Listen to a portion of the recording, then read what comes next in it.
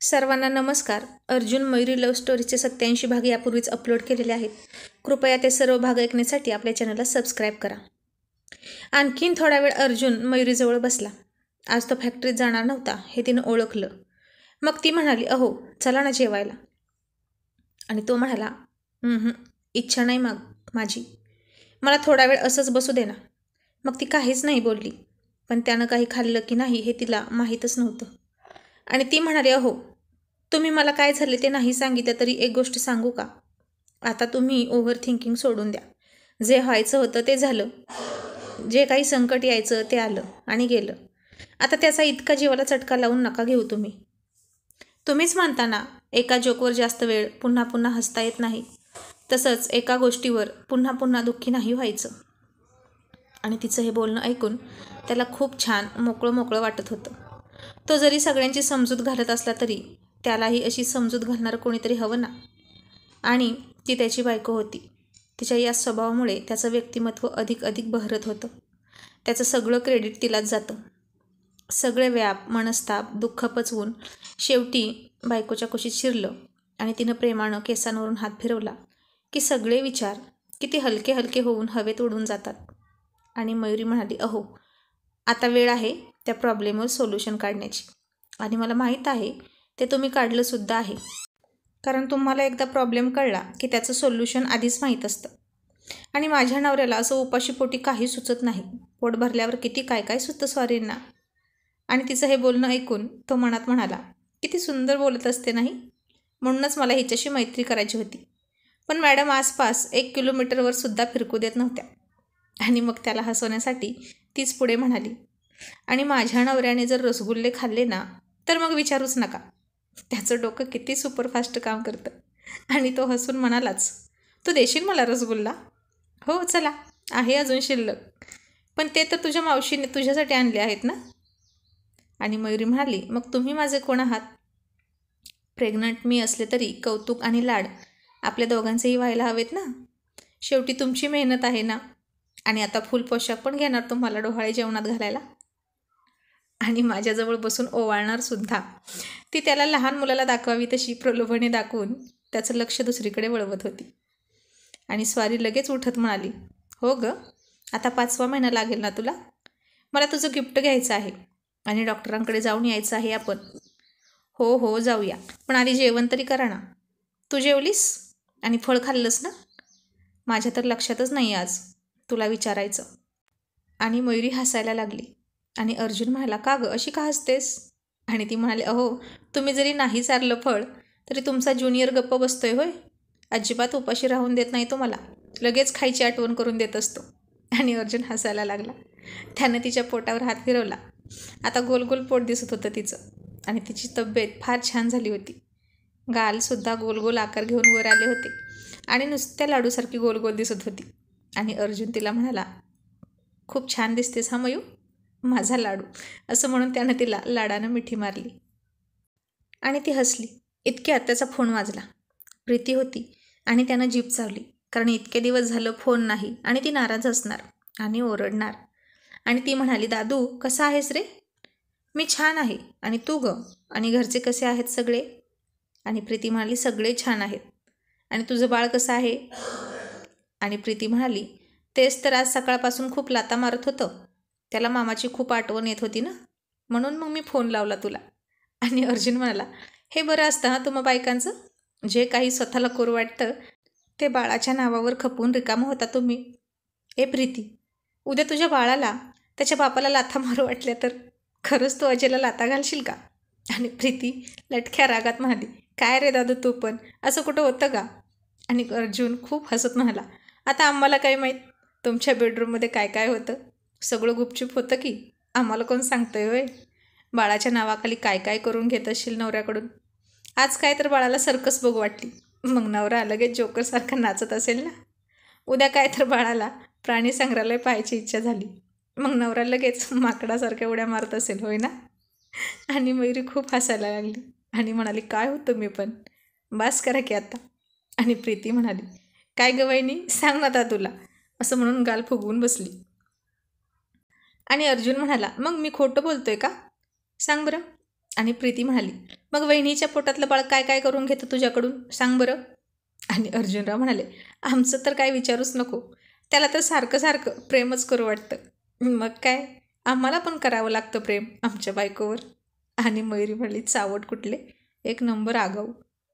आणि हे प्रीती, तुला सांगू का, त्याला रसगुल्ला खायला लागतो. मग मला, तो असं म्हणणार इतक्यात मयुरीने त्याचं तोंड दाबलं आणि हळूच म्हणाली, काही चावटपणा लावलाय, काहीही काय सांगता हो तुम्ही. अगं आता खरं तेच तर सांगतोय ना. मग प्रीती, तुझी वहिनी मला तुला काहीही सांगू देत नाही.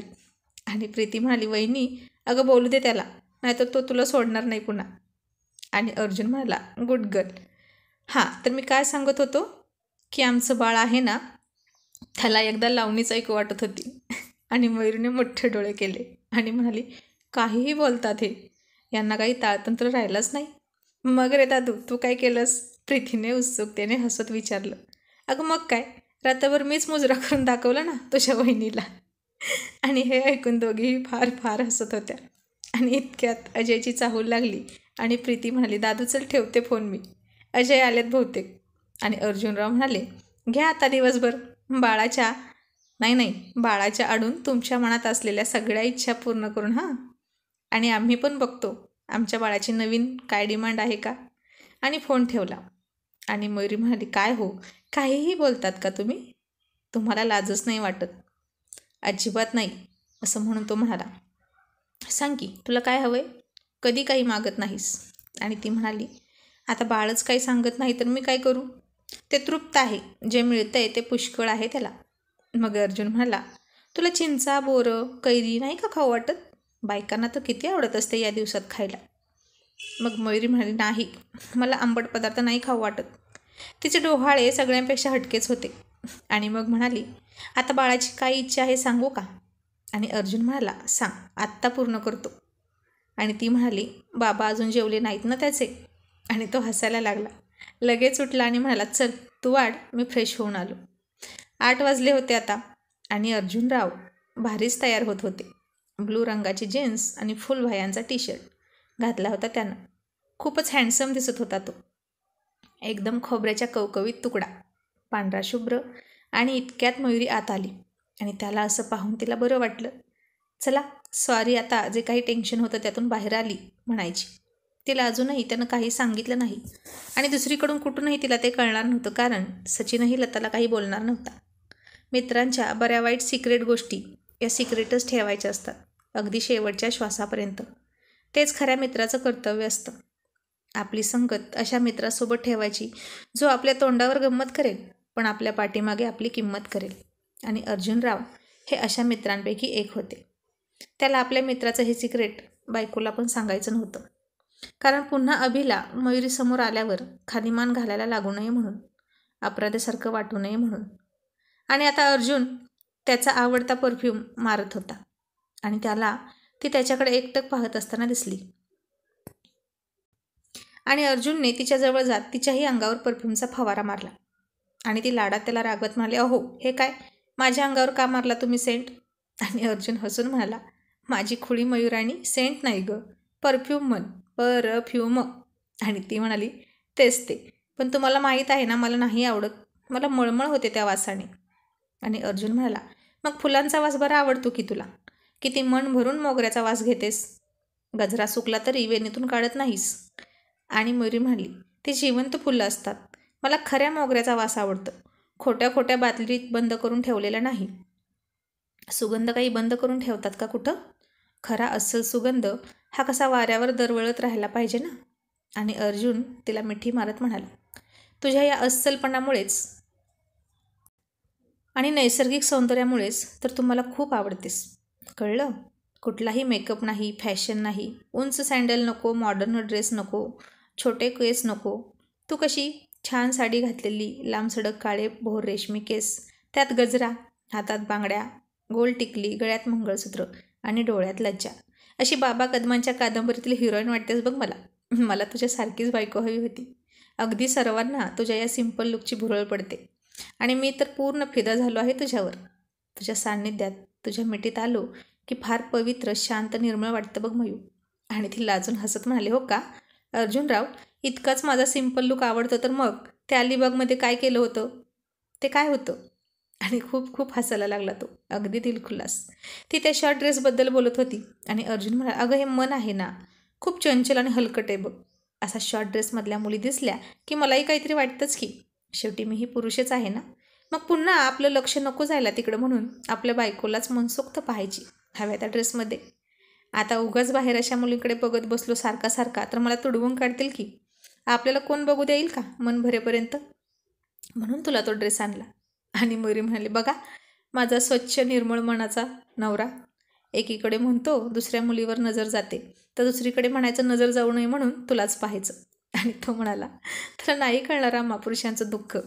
जाऊ दे, बाहेरची धरली तर घरची चावते आणि घरातली धरली तर बाहेरची पळते, अशी गत होते आमची. आता आम्ही काय करायचं तूच सांग. आणि मयुरी फार फार हसत म्हणाली, मी का सांगू, म्हणजे मलाच विचारून मला सोडून बाहेरची धराल होय ना. आणि तो खूप हसायला लागला. आता मयुरी तिच्या लाडक्या असणाऱ्या दोडक्या नवऱ्याला बरोबर ओळखत होती.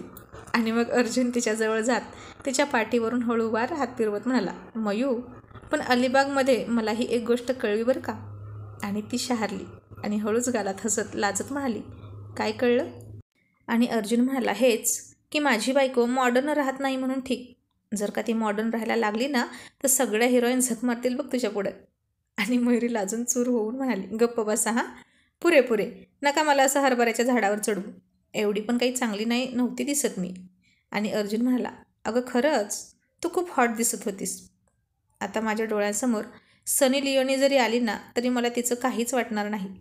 आणि ती हसून म्हणाली, तर सनी लिओनीकडे बघणार नाही म्हणे, ती आली तर मलाही विसरून जाल. आणि अर्जुन म्हणाला, असं काय आहे ग तिच्यात जे तुझ्यात नाही, सांगच मला. आणि ती म्हणाली, आता कसं सांगू मी ते.